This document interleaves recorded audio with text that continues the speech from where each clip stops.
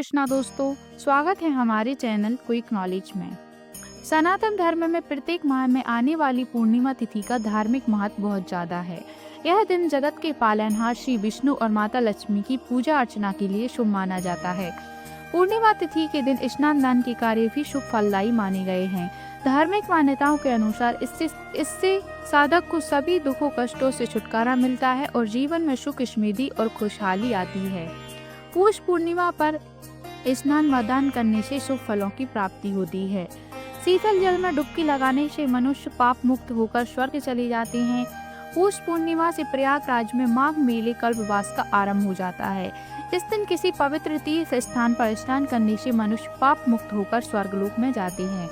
इस दिन दान का विशेष महत्व है। दान में तिल और कंबल से विशेष पुण्य प्राप्त होता है। पौष पूर्णिमा के दिन चंद्रमा के साथ नारायण और लक्ष्मी जी की पूजा होती है।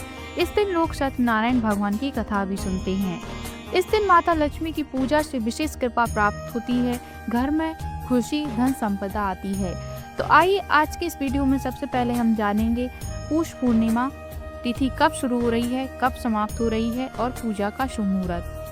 पौष माह शुक्ल पक्ष की पूर्णिमा तिथि का आरंभ 13 जनवरी 2025 को सुबह 5:03 से हो रहा है और अगले दिन 14 जनवरी 2025 को 3:56 पर समाप्त होगी।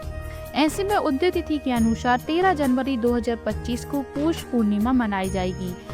पौष पूर्णिमा के दिन रवि योग का निर्माण हो रहा है। आइए अब जानते हैं पौष पूर्णिमा शुभ मुहूर्त। ब्रह्म मुहूर्त 5:27 से लेकर सुबह 6:21 तक है। प्रातः संध्या 5:54 से 7:15 तक। अभिजीत मुहूर्त 12:09 से 12:51 तक। गोधूली मुहूर्त 5:42 से 6:09 तक। रवि योग 7:15 से 10:38 तक। विजय मुहूर्त 2:15 से 2:57 तक।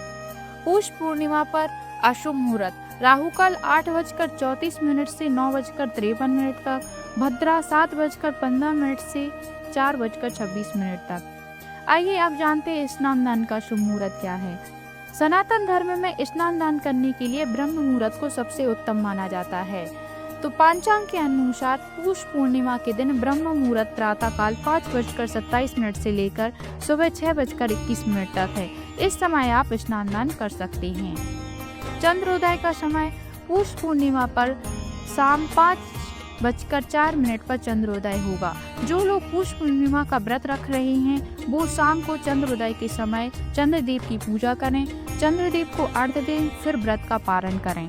धार्मिक मान्यता के अनुसार पौष पूर्णिमा पर व्रत रखने से साधक को चंद्र दोष से छुटकारा मिलता है, साथ ही जीवन में खुशियों का आगमन होता है। आइए अब बात करते हैं पौष पूर्णिमा पूजा विधि की। इस पावन दिन सुबह जल्दी उठकर स्नान कर लें। इस दिन पवित्र नदियों में स्नान करने का बहुत अधिक महत्व होता है। आप नहाने के पानी में गंगा जल डालकर स्नान भी कर सकते हैं। नहाते समय सभी पावन नदियों का ध्यान कर लें। नहाने के बाद घर के मंदिर में दीप प्रज्वलित करें। अगर संभव हो तो इस दिन व्रत भी रखें। सभी देवी देवताओं का गंगा जल से अभिषेक करें। पूर्णिमा के पावन दिन पर भगवान विष्णु की पूजा अर्चना का विशेष महत्व है।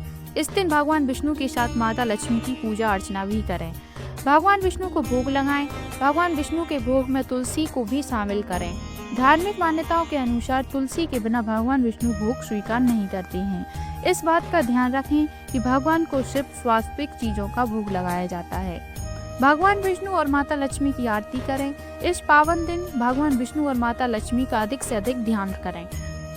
पूर्णिमा पर चंद्रमा की पूजा का भी विशेष महत्व होता है।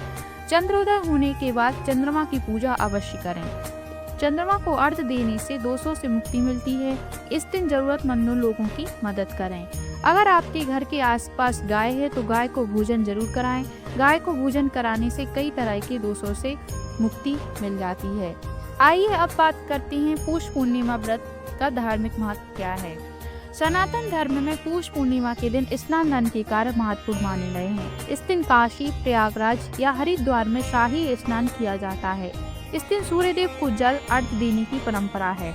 धार्मिक मान्यताओं के अनुसार पौष पूर्णिमा के दिन सूर्य और चंद्रमा दोनों की पूजा करने से जीवन की समस्त बाधाएं दूर होती हैं और मनोवांछित फलों की प्राप्ति होती है।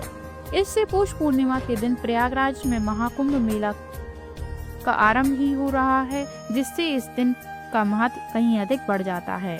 आशा करते हैं दोस्तों आपको हमारी जानकारी पसंद आई होगी। धन्यवाद।